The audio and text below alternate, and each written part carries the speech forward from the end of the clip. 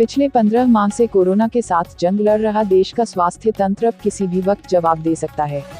Corona संक्रमण की रफ्तार इतनी तेज है कि इसके चलते सिस्टम को अपडेट करने का समय भी नहीं मिल पा रहा है। राष्ट्रीय मानवाधिकार आयोग ने केंद्र और राज्यों के लिए जारी अपनी गाइडलाइन यानी रामबाण 5 में इस खतरे से आगाह करने के साथ कई अहम सुझाव दिए हैं। अमेरिका ने कोरोना वायरस के वैक्सीन से पेटेंट खत्म करने का समर्थन किया है।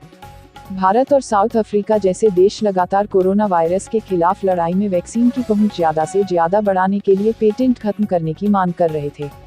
अमेरिका ने विश्व व्यापार संगठन की पहल पर वैक्सीन को बौद्धिक संपदा से बाहर रखने का समर्थन किया है। वैज्ञानिक समुदाय ने उन दावों की निंदा की है जिसमें कहा जा रहा था कि कोरोना वायरस संक्रमण फैलने में 5G की तकनीक ने मदद की है। सोशल मीडिया पर ऐसे वीडियो शेयर किए गए हैं जिसमें बर्दिमम और मेसरसाइड ने इन दावों के चलते मोबाइल टावर को जलाया गया है। इतना ही नहीं, इस पोस्ट को फेसबुक, यूट्यूब और इंस्टाग्राम पर सैकड़ों हज़ारों फॉलोअर्स वाले वेरीफाइड अकाउंट्स यूजर ने शेयर किया है। लेकिन वैज्ञानिकों का कहना है कि कोविड-19 और 5G की तकनीक के बीच संबंध की बात पूर्ण बकवास है और ये जैविक रूप से संभव नहीं है। पश्चिम बंगाल विधानसभा चुनाव परिणाम के बाद बंगाल के विभिन्न इलाकों में हिंसा थमने का नाम ही नहीं ले रही है। बीजेपी कार्यकर्ताओं पर लगातार हमले हो रहे हैं। अब पश्चिम मेदिनीपुर जिले के पंचकुड़ी गांव के केंद्र राज्य मंत्री वी मुरलीधरन की कार पर हमले किए गए हैं। हालांकि केंद्रीय मंत्री को चोट नहीं आई है, लेकिन कार क्षतिग्रस्त हुई है। वे मुरलीधरन बीजेपी के नेताओं की केंद्रीय टीम के सदस्य थे, जो पश्चिम मेदिनीपुर में हिंसा से पीड़ित कार्यकर्ताओं से मुलाकात करने गए थे।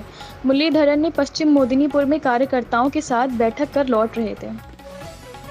देश में कोरोना वायरस की दूसरी लहर का कहर जारी है। लगातार बढ़ते मरीजों के चलते देश में ऑक्सीजन के लिए हाहाकार मचा हुआ है। वहीं देश की राजधानी दिल्ली में जारी ऑक्सीजन संकट पर सुप्रीम कोर्ट में सुनवाई हो रही है। सुप्रीम कोर्ट ने कोरोना की तीसरी लहर की खबरों पर चिंता जताई। सुप्रीम कोर्ट ने सरकार से पूछा कि तीसरी लहर में अगर बच्चे संक्रमित हुए तो क्या करेंगे? अगर हालात और बिगड़े तो आपके पास कोई इमरजेंसी प्लान क्या है? जस्टिस चूड़चंद्र ने कोरोना की तीसरी लहर को लेकर चिंता जताई। सुप्रीम कोर्ट ने केंद्र से सवाल किए कि क्या अस्पतालों के पास ऑक्सीजन स्टोर करने की क्षमता है? सुप्रीम कोर्ट ने केंद्र को फटकार लगाते हुए कहा कि दूसरी लहर का कहर जारी है और तीसरी लहर का खतरा मंडरा रहा है। फिर भी हम अभी इसी पर अटके हैं कि क्या होना चाहिए। रिपोर्ट कहती है कि तीसरी लहर में बच्चों पर भी असर होगा। सुप्रीम कोर्ट ने कहा कि तीसरी लहर से कैसे निपटना है, इसकी तैयारी अभी से करनी होगी। कोरोना जांच के लिए जो किट तैयार होती है उसमें कितनी बड़ी लापरवाही हो रही है। इस वीडियो में देखिए, यह किट बच्चे बना रहे हैं जिनको 1000 प्लेट के 20 रुपए मिलते हैं और जिस असावधानी से यह पैकिंग हो रही है, उस प्लेट से की जाने वाली टेस्टिंग किस हद तक सही होगी, यह एक बड़ा प्रश्न खड़ा करती है।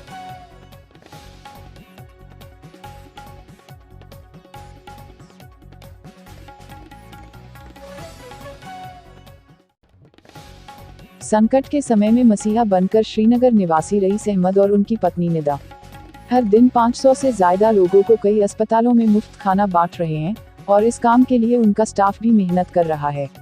रईस अपने किचन में खुद खाना बनाते हैं और उनके डिलीवरी बॉय इस खाने को कोविड नियमों के साथ मरीजों और उनकी देखभाल करने वालों में बांट रहे हैं। कुछ लोग इनके काम से प्रोत्साहित होकर इनको अपना आर्थिक अंशदान भी कर रहे। इस वक्त पूरा देश कोरोना महामारी के प्रकोप से जूझ रहा है। कोरोना से संक्रमित लोगों का हाल बेहाल है। वहीं कई लोग आगे बढ़कर जरूरतमंदों की मदद कर रहे हैं। इसमें अब नोएडा का इस्कॉन मंदिर भी शामिल हो गया है। इस्कॉन मंदिर कोरोना के मरीजों को फ्री में इम्यूनिटी वाला खाना घर पर पहुंचा रहा है। इस्कॉन मंदिर के कई सेवक इस कार्य में लगे हुए हैं। प्रधानमंत्री नरेंद्र मोदी ने आज कोरोना वायरस संक्रमण की स्थिति पर विस्तृत समीक्षा की बैठक की। पीएम को सर्वाधिक प्रभावित राज्य में मिल रहे नए मरीजों के साथ ही वहां हो रही मौतों के ताज़ा आंकड़े से भी अवगत कराया गया।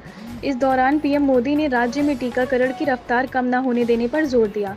प्रधानमंत्री कार्यालय के मुताबिक प्रधानमंत्री को बताया गया कि करीब 12 राज्यों में सक्रिय मामले 1 लाख से अधिक हैं। प्रधानमंत्री मोदी ने राज्य में टीकाकरण की रफ्तार कम न होने की ज़रूरत पर जोर दिया।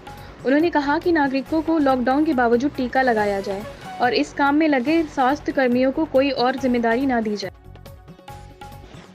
प्रयागराज, इलाहाबाद हाई कोर्ट और लखनऊ खंडपीठ में कोरोना के बढ़ते संक्रमण के कारण समय से पूर्व ही ग्रीष्मकालीन अवकाश घोषित कर दिया गया। अब यह अवकाश 10 मई से 4 जून तक रहेगा। यह अवकाश उत्तर प्रदेश के सभी अधीनस्थ न्यायालयों में भी रहेगा। महामारी के इस दौर में भी कुछ कालाबाजारी अपनी हरकतों से बाज नहीं आ रहे हैं। इंदौर शहर में एक युवक पैसों के लालच में लोगों से रुपए लेकर उनकी जान तक जोखिम में डाल रहा था। युवक ने कोरोना के इलाज में इस्तेमाल होने वाले टोसिलिजुमैब इंजेक्शन में पानी भरकर पीड़ितों को 2.5 लाख रुपए में बेच दिए। पकड़े जाने पर उसने बताया कि उसने ऐसा अपनी गर्लफ्रेंड को घुमाने और गिफ्ट देने के लिए किया। जम्मू कश्मीर में कोरोना वैक्सीनेशन में आई तेजी और लोगों के उत्साह के चलते अब बड़ी संख्या में लोग वैक्सीन लेने लगे हैं। लेकिन वैक्सीन की कमी के चलते यह उत्साह खतरे की घंटी भी बजा रहा है। सरकार की तरफ से 18 साल की उम्र से ज्यादा के सभी लोगों के लिए वैक्सीनेशन खोलने के बाद वैक्सीन की आपूर्ति में कमी आई है। अब वैक्सीनेशन सेंटर पर बड़ी भीड़ की वजह से वैक्सीनेशन सेंटर खुद कोरोना हॉटस्पॉट बनते दिख रहे हैं। पश्चिम बंगाल में चुनाव के बाद ही हिंसा में मरने वाले मृतकों के परिवार को मुख्यमंत्री ममता बनर्जी ने 2-2 लाख रुपए का मुआवजे का ऐलान किया है। महाराष्ट्र एटीएस की टीम ने यूरेनियम रखने के आरोप में 2 लोगों को गिरफ्तार किया है। दोनों आरोपी के पास 7 किलो यूरेनियम बरामद किए गए हैं। अंतर्राष्ट्रीय बाजार में इसकी कीमत करीब 21 करोड़ रुपए बताई जा रही है। यूरेनियम एक दुर्लभ तत्व माना जाता है। ये बहुत ज़्यादा रेडियो एक्टिव होता है। इसका उपयोग आमतौर पर परमाणु बम बनाने के लिए किया जाता है। बंगाल की नवगठित सरकार और केंद्रीय गृह मंत्रालय के बीच एक बार फिर तलवारें खींच सकती हैं, क्योंकि बंगाल में हिंसा रुकने का नाम नहीं ले रही है। दूसरी तरफ केंद्रीय गृह मंत्रालय ने इसे अति गंभीर मानते हुए जहां अपनी 4 सदस्यीय टीम पश्चिम बंगाल के जमीनी हालात का जायजा लेने के लिए भेज दी है, वहीं दूसरी तरफ मंत्रालय ने पश्चिम बंगाल के राज्यपाल से कानून व्यवस्था पर रिपोर्ट तलब की है। गोरखपुर में बीजेपी नेता की हत्या कर फरार चल रहे 50-50 हजार के 2 शातिर और दुर्दांत बदमाशों को बरेली पुलिस ने मुठभेड़ के दौरान गिरफ्तार किया है। इन दोनों बदमाशों के पैर में गोली लगी है। हरियाणा के करनाल में आवर्धन नहर में डूबे 2 युवक, दोस्त को बचाने के लिए नहर में कूदा, दूसरा युवक तेज धार में बहा। दोनों अपने घरों के इकलौते बेटे हैं। एक की बहन की 16 मई को शादी है। भारत मौसम विज्ञान विभाग के विस्तृत पूर्वानुमान के अनुसार केरल में मानसून का अपने सामान्य समय पर 1 जून के करीब आगमन होगा। दक्षिण पश्चिम मानसून के इस साल सामान्य रहने के आसार हैं। देश में 75% बारिश दक्षिण पश्चिम मानसून के कारण होती है।